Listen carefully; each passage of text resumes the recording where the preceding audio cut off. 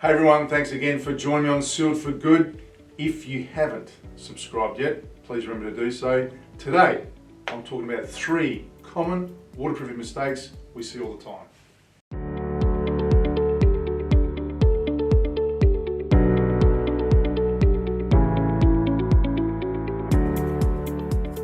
Now we see everybody try and think they're doing the right thing, but sometimes the common mistakes can unravel anybody. And these common ones that I'm going to talk about today are really simple to follow, okay?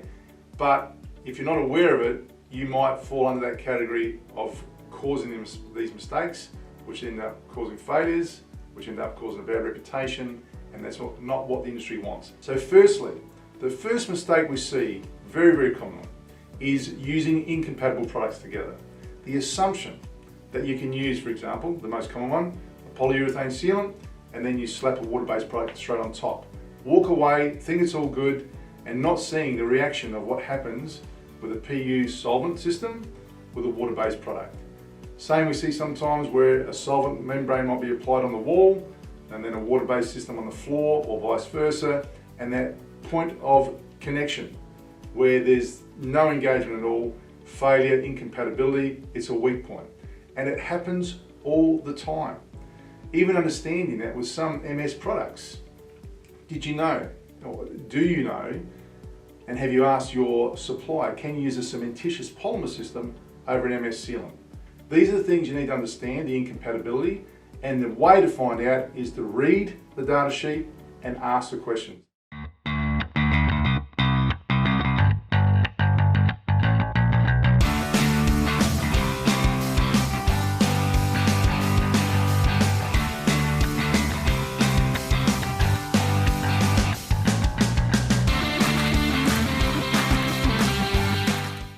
Second most common one, which is connected to that one, is not following manufacturer's recommendations. How often we see guys doing the jobs, they think they've done it all right, correct film thickness, they've primed the system, but they've used the wrong primer for the application. They use maybe a water-based primer in an application where there's rising damp, the membrane has been applied to the right thickness, then they've got blistering or lifting of membrane, and the manufacturer's recommendations stated on a screed or a concrete slab you had to use a vapor barrier. Follow the manufacturer's recommendations all the time, because that way you get backed up and you're supported and you've got peace of mind. But when you start just guessing yourself and then you ask a question, you try, and I've seen this where guys try and convince the salesperson that, hey, did you know your product can do this? Trust the manufacturer. They know more about their products than anybody else, whether they're using a Gripset system or any other major players out there.